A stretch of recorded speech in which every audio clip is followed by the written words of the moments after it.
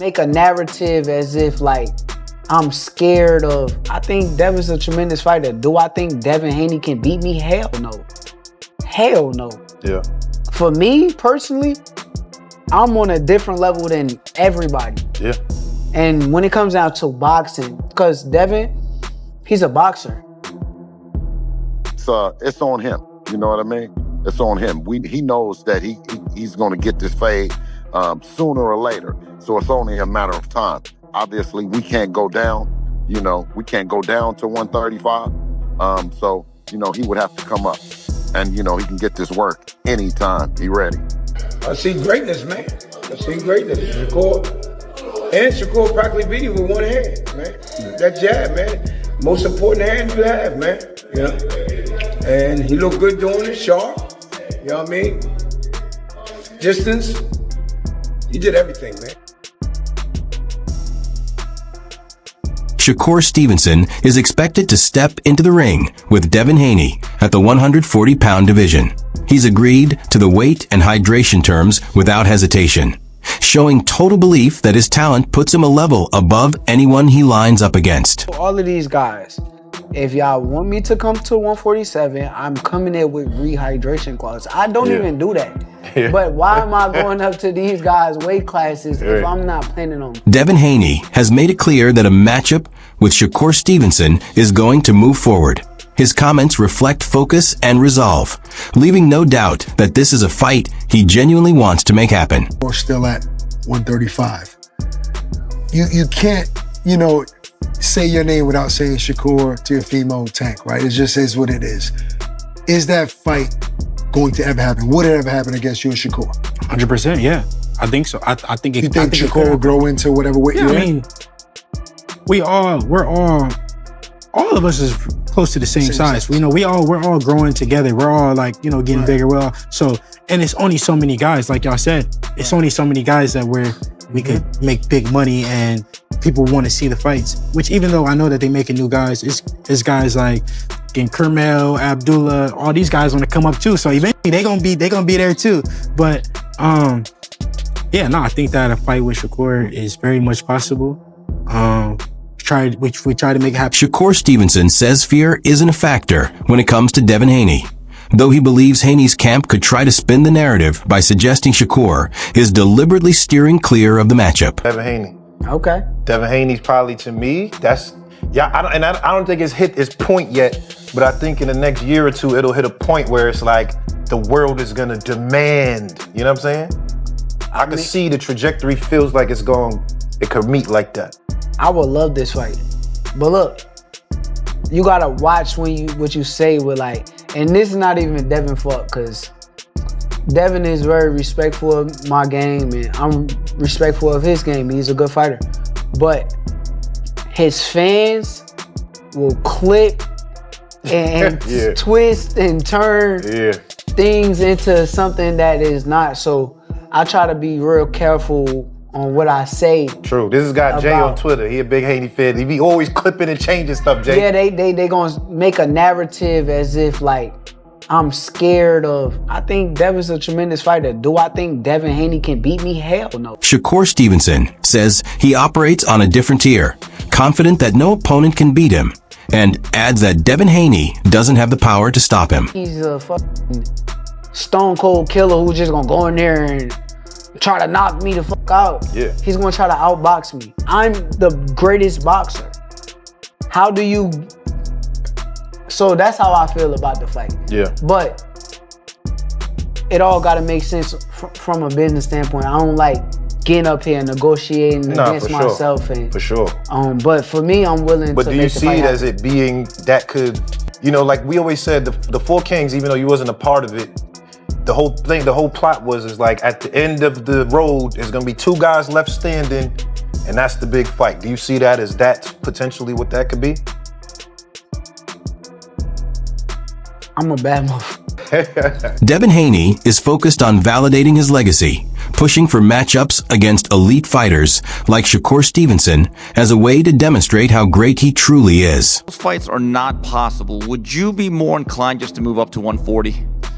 Yeah, you know, if I can't get those fights next or it doesn't make sense for it to to be next. I'll probably go to 140, test it out, see how I feel at the weight at 140, and then when the time is right, then I'll defend my belt at 135. We'll just see though. I got to go back and talk with the team and see what makes the most sense. That's really all. Bill Haney has made it clear they have no plans to drop in weight or sit around waiting, stating that any fighter who wants the matchup will need to step up to the 140-pound division. He didn't become undisputed yet. They didn't mention the franchise belt, which directly impacted Devin's career early on, right? And it seemed like, I was saying this on my live earlier, you tell me what you think about this, but it seems to me like there's a lot of people that have tried to block y'all ambition, right? Between you signed to the wrong company, Loma not taking the Devin fight, Tio not taking the Devin fight, Rolly saying he just don't want to fight Devin. Do you see that? Like, how do you see that? As far as like, people know you're ambitious, they know you want to be unified, they know you want to be undisputed. So they put all these obstacles up and they make it hard for you to achieve what you're trying to achieve. Absolutely. I think it's been historic in the way that they... He also emphasizes that the fight can be made whenever the opposing fighter is prepared to move forward. So we must keep our composure and our patience and understand that it's part of the process when you're that good. You know what I mean? We can't say it any other way. They're running out of narratives. You know what I'm saying? And, it's what the people want to see. We don't never say, okay, this guy has done something wrong or he did bad business. So,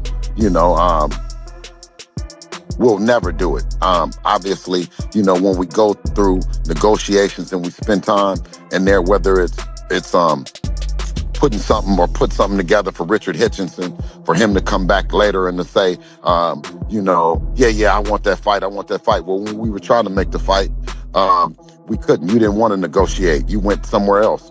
When we were negotiating with Shakur Stevenson, instead of him negotiating with us, he said that he's going to go somewhere. Tim Bradley believes Shakur Stevenson has what it takes to eventually eclipse even Terrence Crawford's legacy. He acknowledges that Crawford already sits among boxing's all-time greats, a rare 5-division champion with an extraordinary resume. Still, Bradley sees similar brilliance in Shakur, suggesting his ceiling could be even higher. He explains that this comparison isn't about collecting the same number of undisputed championships or climbing as many weight classes, but about access to opportunities. According to Bradley, circumstances outside the ring limited Crawford earlier in his career due to promotional roadblocks. If influential dealmakers like Turkey Alashik had been present at that time, major matchups against fighters such as Keith Thurman, Danny Garcia, Errol Spence, and Eudenis Ugas could have happened sooner, potentially elevating Crawford's profile to an even greater level. I feel like Shakur, just like Crawford was with me, Shakur has the ability to pass Terrence Crawford. Listen up. Now, not in the stance of becoming 3-time undisputed and, going up to, that many weight classes. Not from that standpoint. He already has 4 weight classes. Crawford is a 5-weight division champion.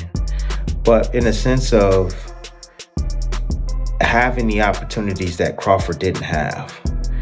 Crawford would have been even bigger than what he is if the politics didn't play into the sport at the time. And now that, you have guys like Turkey Alashik that are able to bridge that gap between promoters and, make these big... With that perspective, Shakur is stepping into a period where high-level competition between 130 and 135 pounds is far more reachable, allowing him to regularly square off against elite talent. Potential opponents include fighters like Devin Haney, Lamont Roach, Oshawa Foster, Gary Russell Jr., Dalton Smith, Brian Garcia, and others. Bradley stresses that Shakur doesn't just have the ability to share the ring with these names. He has the chance to beat them. If he does, it could cement his legacy and even place his impact and accomplishments beyond what Crawford achieved. Turkey was around when Crawford was on his climb. When Crawford couldn't get those big fights with like Thurman and Danny Garcia and Ugas and, he got it later with Sean Porter, but it was later. But imagine if Crawford was able to have that run And, Earl Spence, Danny Garcia, Ugas, Keith Thurman, the list goes on. If he would have had all those guys on his ledger, imagine how big Crawford would be. He would be even bigger than what he is today. Bigger than what he is today. So with that being said, with these fighters hovering around 135, these talented fighters, hovering around 135, 130, guys like, Oshaki Foster, like I mentioned, going to go up to 135. He's big enough to go to 135. There's a significant hurdle standing in the way, but watching both fighters perform makes one thing clear. Barring foul play, it's extremely rare to see either of them lose. From there, the exchanges quickly heat up, with Devin Haney responding right away to Shakur, and Shakur firing back just as fast. This kind of back and forth reflects how elite fighters operate when their paths start to cross. At one point, the conversation even shifted toward the idea of a For Kings 2.0, centered around Devin Haney, Ryan Garcia, Teofimo Lopez, and Gervonta Davis, echoing the iconic era defined by Marvin Hagler, Tommy Hearns, Sugar Ray Leonard, and Roberto Duran. You're going to concede to that? I doubt it. So there's a major obstacle in the way. But nonetheless, as you watch these two fighters fight, you can clearly see, outside of cheating, they're more than likely not going to lose, right? With that said, Devin Haney immediately responds to Shakur. Shakur responds to Devin, right? Again, we had the initial 4 kings. It was Devin, Ryan, T.O., and Tank Davis, right? It was supposed to be the 4 Kings 2.0 from the Marvin Hagler, Tommy Hearns, Sugar Ray Leonard, Roberto Duran. Interestingly, Wilfred Benitez, who is often forgotten when discussing that legendary era, managed to defeat Roberto Duran, despite Duran struggling against several of the original 4 Kings. Duran only ever beat Sugar Ray Leonard once, suffered a devastating knockout from Hearns, was outclassed by Hagler, and ultimately fell to Benitez. Yet, Benitez's achievements have largely gone underappreciated. A similar pattern is seen today, where fighters like Devin Haney, Ryan Garcia, Gervonta Davis, and Teofimo Lopez have often overshadowed Shakur Stevenson. However, Stevenson has started to stand out, especially after his decisive win over Teofimo Lopez. Meanwhile, legal troubles and fight hesitations from Tank Davis underscore both the obstacles and the openings that are reshaping the modern boxing scene. We had that 4 King era, but nobody mentions Wilfred Benitez. And the fact remains is Wilfred Benitez beat Roberto Duran as well. And Roberto Duran is 1-4 against those guys. He beat Sugar Ray Leonard the first time. Outside of that, Roberto Duran, he lost. He quit against Sugar Ray Leonard. He got knocked out brutally by Tommy Hearns. He got outboxed by Marvin Hagler and outclassed by Wilfred Benitez. Right? But he's overshadowing Wilfred Benitez. And I felt like these guys, Devin Haney, Ryan Garcia, Tank, and T.O., overshadowed Shakur Stevenson. And now Shakur Stevenson has shined the light by dominating Teofimo Lopez. Bernie Thawboxer weighs in on the matchup between Shakur Stevenson and Devin Haney by breaking down the achievements and legacies of both fighters. Stevenson has now captured world titles in 4 different weight classes, earned the lineal championship twice, and claimed 2 Ring magazine belts.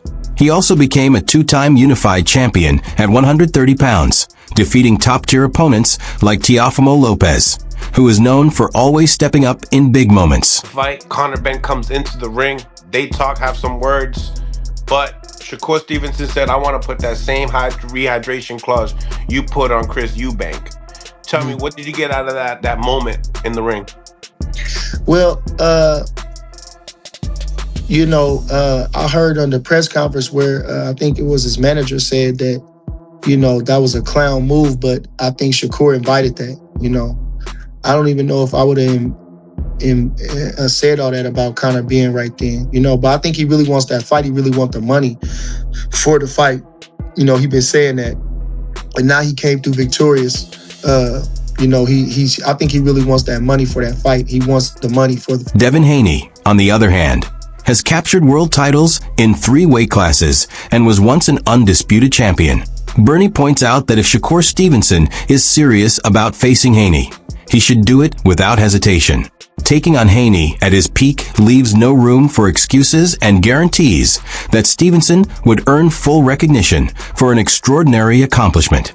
Bernie stresses that while both fighters are elite, defeating Haney in his prime would solidify Shakur Stevenson's status as one of the top fighters of his era, showcasing his skill, resolve, and championship-level talent. See fights, accomplishments, because now Shakur is a 4-weight world champion. Devin is a 3-weight world champion. Devin was undisputed, but now Shakur is a 2-time lineal champion.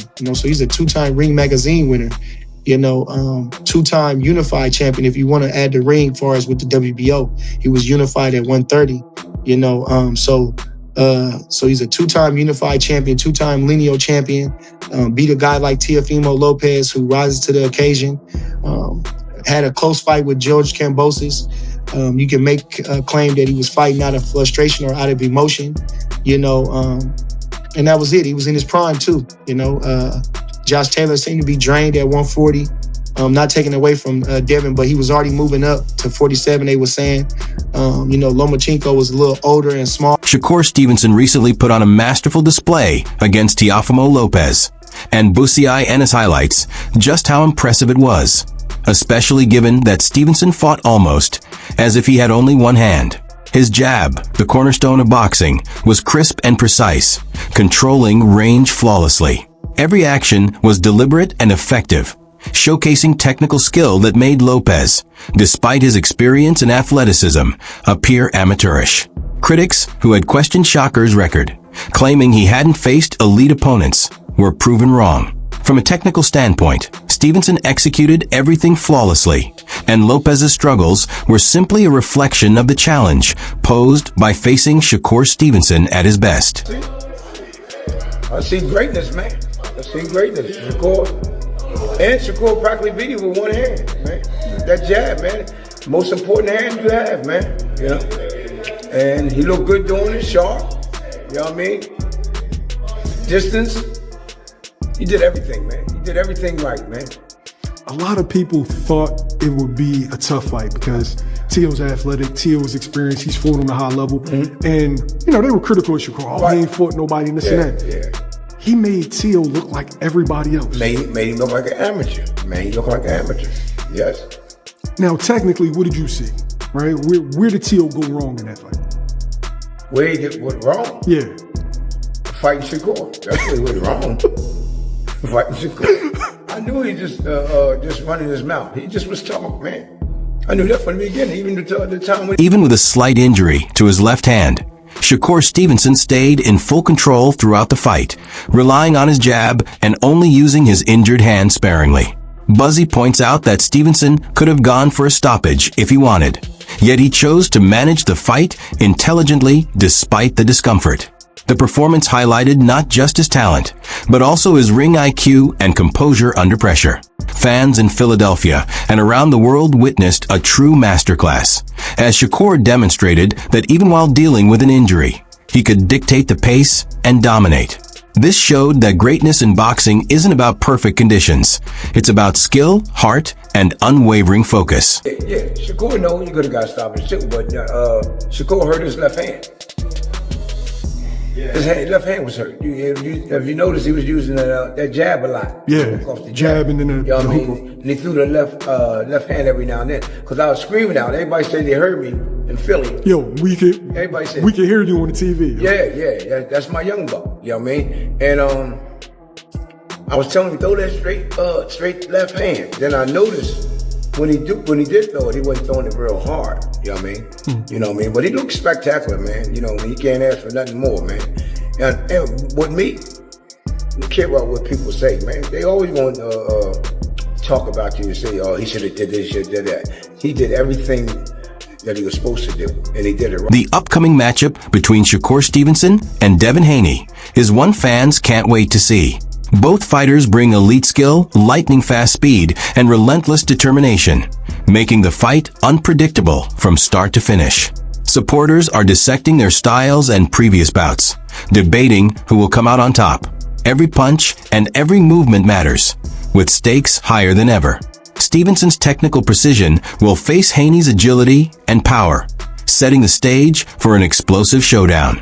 The excitement around this fight is electric, and it has the potential to define the legacies of both fighters, creating one of the most unforgettable contests in recent boxing history. Fight that even remotely sparks my interest for Shakur Stevenson is this guy right here, Devin Haney. Look at them, they're the same size. Obviously, Devin's moved up to 147. Shakur demands a catch weight. We'll see if Devin goes for the bait, because I think Shakur Stevenson, there's no doubt about it, he has the skills to compete at 147 to be 5-weight division champion. I feel like that would be... That wraps up today's breakdown, so make sure to stay tuned for more. See you in the next one.